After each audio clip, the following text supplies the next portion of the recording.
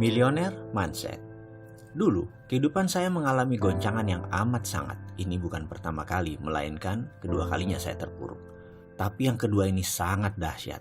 Seluruh harta saya hilang dan hutang saya menumpuk.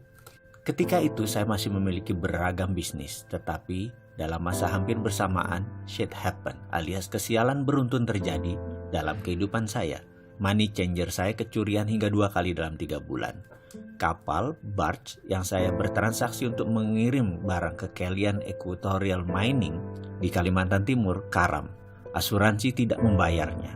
Pabrik kapur Hydrated Lime yang masih berhutang pada bank kena gempa di Cilengsi.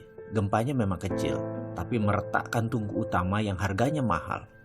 Traktor di kuari kapur meluncur tak terkendali menabrak silo pabrik. Asuransi juga tidak menggantinya.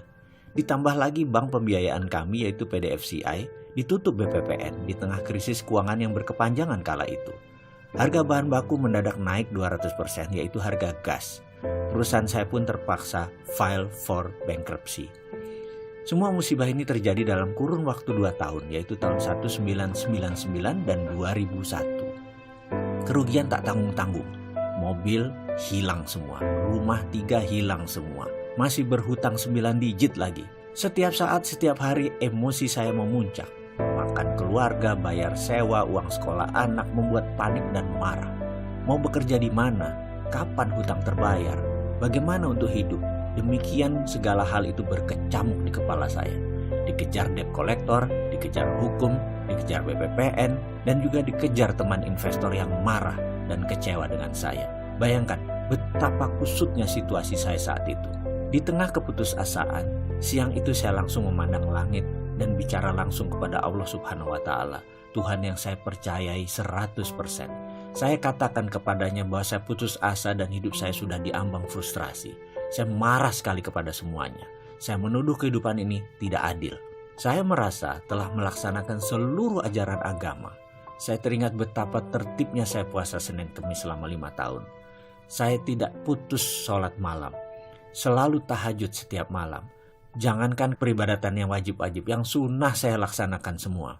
Hitungan zakat, hitungan sedekah, saya tidak 2,5% lagi. Saya mendirikan panti asuhan, mengelola 8 panti, menampung 400 anak yatim dalam kurun waktu 5 tahun kala itu.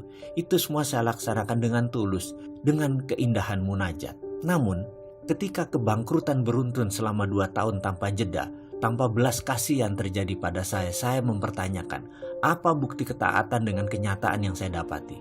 Jujur, saya marah kepada Tuhan. Waktu itu, saya protes, bahkan sempat muncul keraguan dalam hati saya mempertanyakan keadilan Tuhan. Saya bertanya kepadanya, mengapa musibah ini terjadi kepada saya? Apalagi yang kurang dari saya, sehingga saya pantas menerima ini semua? Mengapa rasanya hidup ini kejam dan sadis sekali? Pertanyaan-pertanyaan itu terus berputar dalam diri saya. Akhirnya saya mulai menjauh dari Tuhan. Jangankan sunnah, yang wajib pun mulai saya tinggalkan karena saya meragukan semua tentang ajaran kebenaran agama saya. Saya bertanya namun tidak ada jawaban. Saya kesal, saya murka. Permasalahan ekonomi ini akhirnya berimbas pada rumah tangga dan pernikahan pertama saya waktu itu. Istri saya kembali ke rumah mertua. Kemudian saat itu anak saya yang tertua demam panasnya 39 derajat Celcius dan sudah tidak gerak banyak. Adiknya pun mengalami hal yang sama. Mereka masih balita baru berumur 4 tahun dan 2 tahun. Listrik di rumah padam. PLN tidak mampu bayar. Tidak ada makanan, tidak ada uang di tangan. Dan setiap saat ada telepon isinya penagih hutang-hutang saya. Saya berutang pada lebih dari 5 institusi keuangan, lebih dari 60 individu. Dari utang yang berjumlah hanya 1 juta hingga miliaran rupiah. Puncaknya, suatu hari saya ditelepon oleh seorang pemberi hutang yang mungkin sudah muak dengan saya. Dengan kasar dia bilang akan mendatangi rumah saya sore ini dan dia akan tagih dengan apapun resikonya. Kalau tidak bayar, dia akan paksa. Gaya bicaranya sudah seperti preman. Tumpah darah pun dia siap, katanya. Saya tidak ada pilihan, hanya bisa melakukan satu hal. Saya bertahan habis-habisan, saya asah pisau. Saya sudah tidak sanggup lagi dan bersiap untuk kemungkinan terburuk. Kalau memang orang itu menantang bertumpah darah, terpaksa saya lawan. Saat itu rasanya saya siap membantai orang. Saya sudah tidak peduli lagi apa yang akan terjadi. Saya sudah tidak punya apa-apa, bahkan harga diri pun saya tidak punya. Saya siap mati. Kedua anak saya yang demam membujur lemas di lantai beralaskan hanya bed cover, bukan tempat tidur, udah dijual tempat tidurnya. Yang satu minum dari botol air tajin, air beras. Yang satu hanya diam dengan botol air mineral yang tidak diminumnya. Saya hanya menatap kosong. Ke dokter tidak bisa, tidak ada jalan lain saya menuju ke dokter. Karena itulah, begitu ada yang menantang harga diri saya sudah tidak punya apa-apa lagi. Saya siap jiwa raga. Dia yang menagih, kalau datang mencari ribut, saya bunuh. Itu pikiran laknat yang sempat terlintas dalam benak saya. Saat itu saya berpikir, toh dia orang rantau, keluarganya tak ada yang tahu, teman pun tak banyak. Kalau saya terpaksa bunuh dia, saya kubur di halaman belakang. Tidak ada yang tahu juga, rasanya saya benar-benar sudah dirasuki dajjal. Saya kumpulkan barang-barang di sekitar saya dan saya pakai untuk membantai orang ini. Benda tajam, benda keras, benda panjang, semua saya siapkan. Saya umpetin di mana-mana. Saya tahu sekali bagaimana menggunakannya dan saya tahu sekali di mana sudut ruangan yang saya bisa pergunakan. Intinya saya panik aja segila-gilanya manusia. Tiba-tiba kering, telepon rumah yang diblokir hanya bisa menerima panggilan berdering. Sementara saya hanya bisa melamun dengan kegamangan. Hingga dering kesekian saya baru tersadar. Mungkin ini si penagih utang itu lagi, pikir saya. Dengan gusar saya pun angkat telepon. Halo, demikian saya berkata dengan kasar. Di seberang sana ada suara lembut menjawab. Assalamualaikum mas. Saya mengenali sekali suara ini adalah suara Pak Ali, pimpinan Yayasan Husnul Khotimah yang kemudian dikenal dengan Rumah Yatim Indonesia, panti asuhan yang kami bangun bersama. Saya pun terhenyak dan menjawab dengan nada lemas. Waalaikumsalam Pak Ali. Kemudian dia melanjutkan, mas, saya telepon 3 kali kok nggak diangkat, lagi sibuk ya, kata Pak Ali dengan logat lamongannya yang khas. Maaf Pak Ali, saya sedang ada kesibukan, apa kabar? Sahut saya dengan mengatur nafas, menahan emosi. Mas, dengar-dengar sedang ada masalah ya, istri pergi, anak sakit, rumah dan isinya sudah dijual semua, listrik putus, apa benar mas? Tanyanya dengan serius. Dengan berat hati saya menjawab, iya benar Pak Ali. Mbok, kalau ada masalah begini saya diceritakan mas, kata Pak Ali kemudian. Saya tertegun mendengar kalimatnya. Kemudian dia melanjutkan, mas, walaupun kita miskin, yayasan kita ada pegang uang dikit. Kalau mas butuh nih ada 3 juta, pakai aja dulu mas. Mas berhak kok. Sudah 5 tahun mas membangun yayasan ini. Kalau ada masalah seperti ini, mas punya hak untuk memakai dan meminjamnya. Saya ke rumah ya sekarang, terus bawa anak-anak ke dokter. Saya yang antar. Nyes. Rasanya saat itu bara di hati saya seakan tersiram satu ember es batu. Saya tertegun, terduduk dan menangis terseduh. Saya tidak kuasa menahan getaran di dada. Rasa haru, rasa malu, ada rasa senang, kesal, semua jadi satu. Dengkul saya keduanya di lantai. Tangan saya masih memegang kelewang, pedang pendek. Sesaat kemudian saya buang jauh. Yang ada hanya diri saya tersungkur bersujud. Saya salah ya Allah, saya salah. Batin saya memohon tobat. Saya tersungkur di sajadah tua yang tepat ada di samping saya. Tak lama kemudian selagi saya terduduk menatap langit di bawah pohon kelapa di teras belakang rumah, terdengar suara bariton mengucapkan salam. Assalamualaikum, sapanya. Saya pikir Pak Ali, rupanya bukan.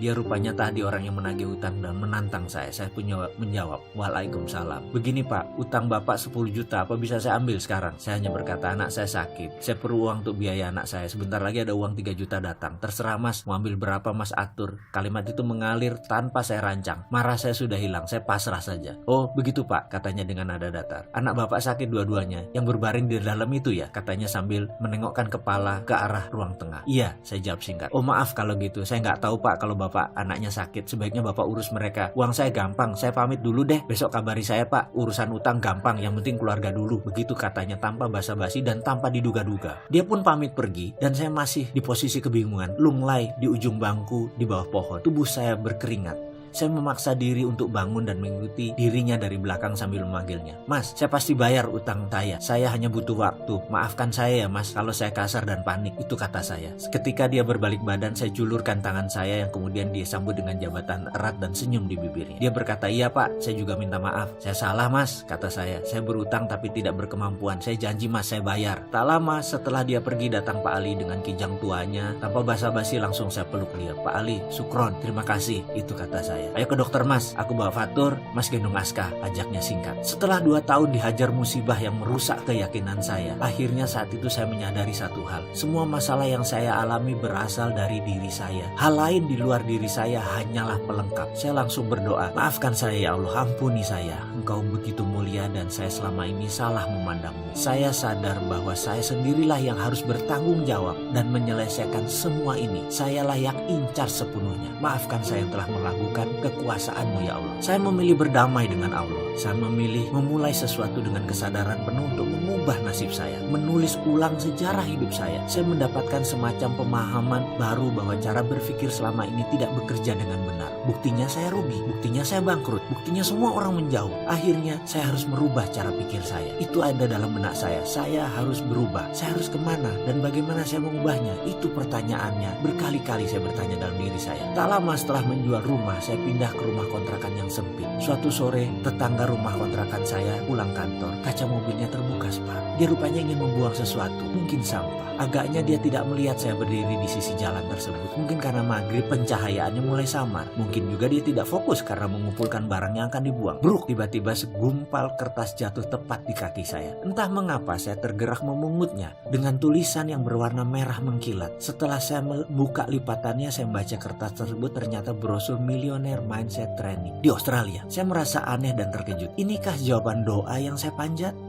Saya berdiri termenung. Rupanya tetangga saya tadi baru sadar bahwa sampah yang dibuang tadi jatuh di depan saya. Dia pun menghampiri saya. "Mas, maaf sekali, saya nggak lihat," katanya kikuk. "Loh, nggak apa-apa, aku kan hanya ngelamun, nggak ngeh, aku baru ngeh pas ngeliat brosur itu," kata saya basa-basi sambil menunjukkan lembaran tersebut. "Iya, tadi saya dari kantor, tapi sepertinya nggak mungkin saya ke sana. Bukannya nggak butuh jadi orang kaya, tapi harganya itu loh. Seminggu di sana 30 juta. Mending buat modal," katanya mengurai. Saya hanya mengangguk-mengangguk sambil tersenyum. "Saya pamit Pak Sarif," kata saya.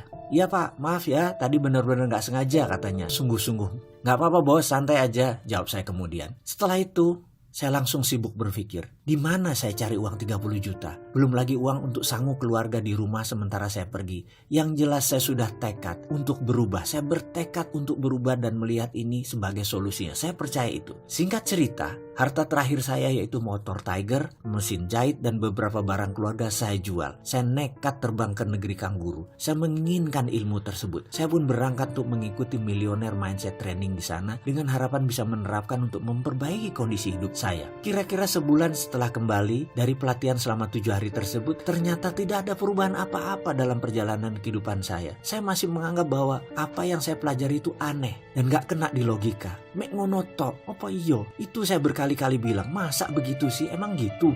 Itu saya selalu membatin. Memang benar, saya meragukan dan saya menganalisa, mencoba mengurai maksud dari pelatihan tersebut. Tapi saya lelah, keadaan saya begitu-begitu saja. Saya belum bisa dapat uang lagi, saya belum bisa melunasi tunggakan hutang. Saya belum bisa merubah nasib saya. Apakah saya harus belajar lagi? Saya mencoba mengingat mundur pengalaman hidup saya. Semua itu terjadi di usia 28 tahun. Benar, saya merasa seakan berjalan di jalan bebas hambatan. Semua mudah, semua gampang. Pada saat itu saya bahkan menggampangi proses. Namun saat ini justru proseslah merupakan hal yang paling saya hormati. Barulah sejak di usia 28 tahunan kehidupan saya mengalami pasang surut yang luar biasa. Baik dari masalah pribadi, masalah spiritual, ketuhanan, masalah rumah tangga, masalah parenting, masalah keuangan. Dikala saya berpikir laut itu berair tenang, saya memilih mengangkat jangkar dan mengembangkan layar ke sebuah tujuan yang pasti, yaitu ingin sukses. Dengan tujuan yang hanya satu arah, yaitu ke depan. Sebuah kesombongan yang saya bayar sangat mahal, sangat melelahkan,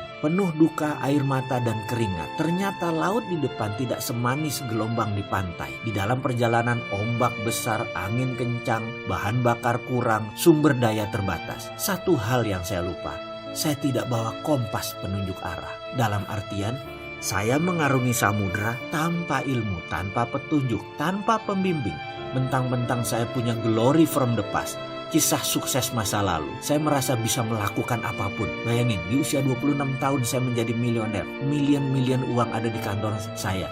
Masih muda, tapi dalam 28 tahun semua berbeda. Dalam 30 tahun mendadak semua bergeser. Itulah biang masalah saya di masa depannya sejak keputusan saya mengarungi samudra. Hingga sampailah saya ke titik di mana kapal saya akhirnya karam di dasar samudra. Sementara badan saya terdampar di pulau kecil sendirian dengan kebutuhan dasar seadanya. Saya hanya diam, meratap pun tidak bisa, air mata habis, tenaga tak punya, yang ada hanya nafas di badan. Itu pun setiap tarikan nafas terasa sesak, seakan-akan dada ini mau meledak karena terisi oleh rasa kesal, lelah, marah, dan kecewa. Karena itu, Ketika saya memutuskan untuk berubah, artinya saya tidak mau melakukan semuanya dengan cara yang sama seperti masa lalu. Saya harus melakukan dengan cara yang berbeda. Karena itulah saya memutuskan bahwa saya harus berilmu agar saya memiliki platform atau pondasi baru, terutama cara saya berpikir. Ibaratnya, saya bukan hanya perlu belajar dan menginstall software baru, tapi OS atau operating systemnya harus saya reset untuk bisa tergabung dan terhubung dengan software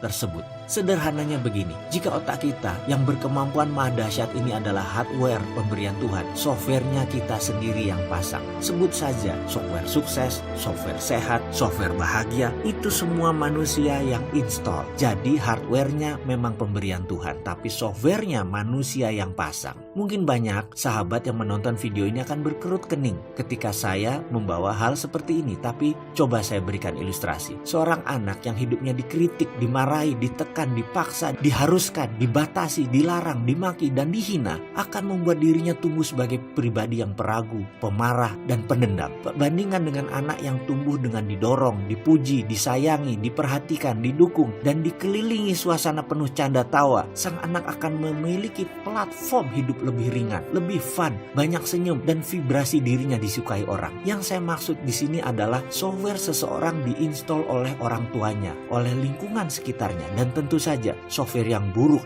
bisa diganti, diubah, bahkan dibuang bila kita mau. Sesuatu yang dipasang umumnya bisa dilepas. Setuju bukan? Bukan sesuatu yang permanen, karena itu kita yang masang, kita bisa lepas juga. Teman-teman dari bidang aplikasi psikologi mungkin mengenal ini dengan sesi terapeutik dalam dunianya. Ketika mencari kompas ilmu pengetahuan dan pola pikir, itulah saya baru sadar. Selama ini saya menerima hasil sebuah printer yang isinya salah. Lalu saya mati-matian mentipek, menghapus tulisan dalam kertas tersebut. Begitu seterusnya. Saya tidak sadar bahwa yang saya harus rubah adalah justru bukan dokumen yang diprint, tetapi bukan juga printernya, melainkan data di dalam komputernya. Kalau isi komputernya sudah benar, baik itu softwarenya maupun datanya, hasil yang diprintnya pasti tidak salah, pasti benar.